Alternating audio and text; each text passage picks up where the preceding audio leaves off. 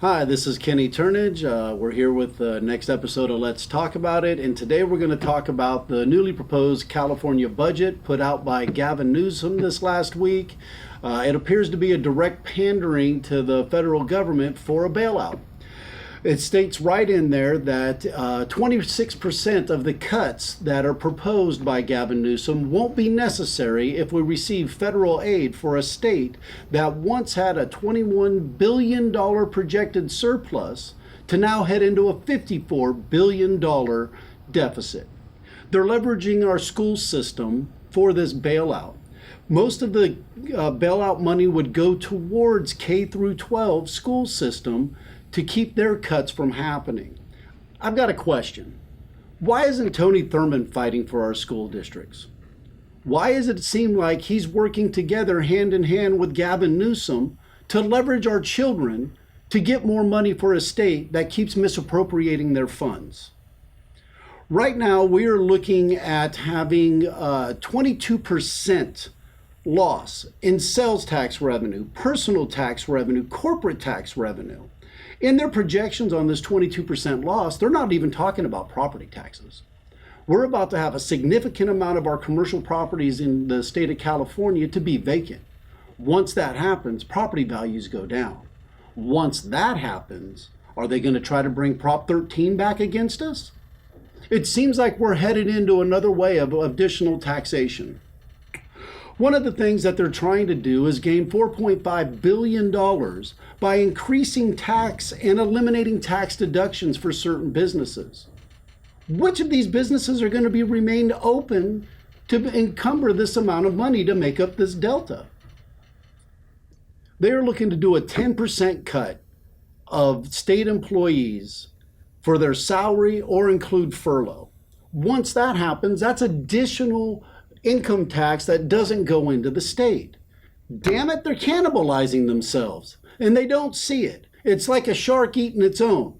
It's absolutely horrible to watch what's going on in our state.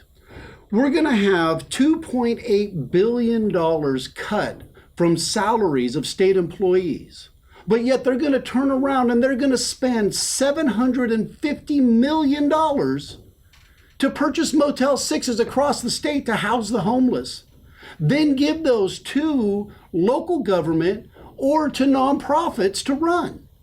Once that happens, the local government then has to incur all the cost of running it.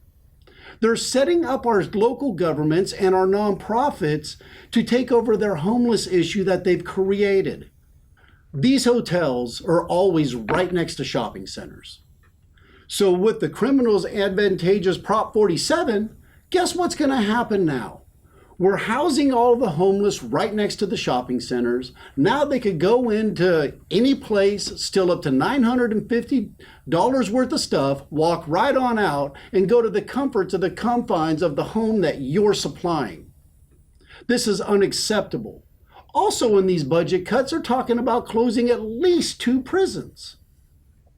One of the oddest facts about Prop 47, it's actually in the budget, showing as a savings because we're not prosecuting for those types of thefts anymore.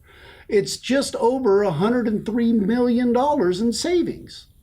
They put that in there to show that by not prosecuting and letting them steal from our stores is saving money. I'd like to know how many businesses are getting stolen from, and if that number is actually higher than the $103 million that the state of California thinks that they're saving.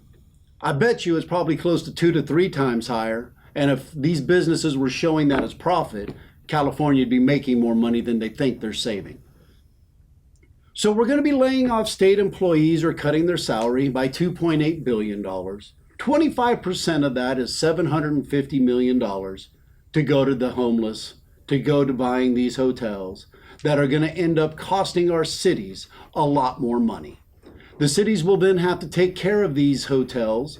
They'll have to pay for all the utilities. They'll have to pay for all of the cleanup, or it's going to come from the nonprofits who, if you're from Antioch, California, they get handed money left and right from our city government that doesn't have the money to spend.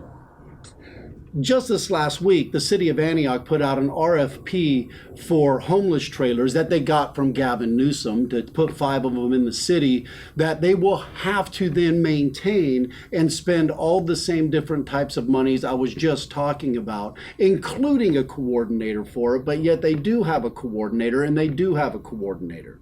This is the problem that we have. We have so many people trying to make their living off of the homeless issue that nobody will ever solve it because they're too damn afraid to work themselves out of a job.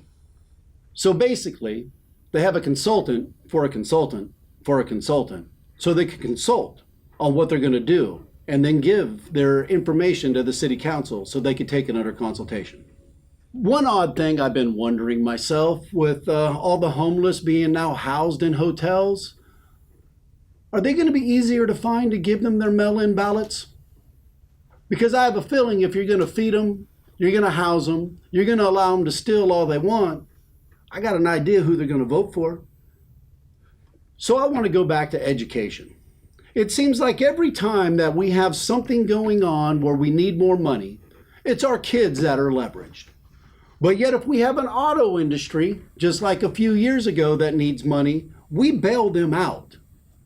Our children need to be put first in the eyes of our state and federal government. We should not be using them as pawns. We should not be using them to have money taken away so we could try to get more money from the federal government by putting our children's education in harm's way.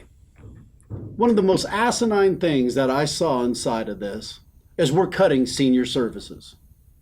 We're going to spend all the money we can on the homeless. We're going to spend it on the illegal immigrants. But our senior services, the people that actually paid into our system, are the ones being taken from. That right there should be appalling to everybody out there who has a parent or a grandparent. Because you work, you put your money into the system, but yet you're still put last in line. That is not fair. That is not right. That is not the way it should be in any state. All we heard in January from Gavin Newsom was that he was so proud of the increase in senior services.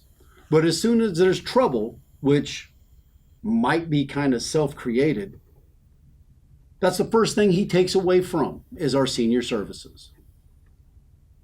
It's a hard thing to do, and it's a hard thing to watch. But there are many of us that are baby boomers or just shortly behind, and we're all headed into that age group. There's a lot to go on with this budget that's out there. Please, I hope everybody takes the time to read as much as they can. I know this thing is designed to make it so the common person is unable to understand and read what's in front of them. It's almost like they put it into loopholes so you can't understand it or read it and make heads or tails out of it. Being in the construction industry, some of my plumber friends would probably try very hard to flush this damn thing. Once you read it, if you have any questions, comments, or anything you'd like to add, please put it at the bottom in the comments section. Until then, keep the conversation going and let's talk about it.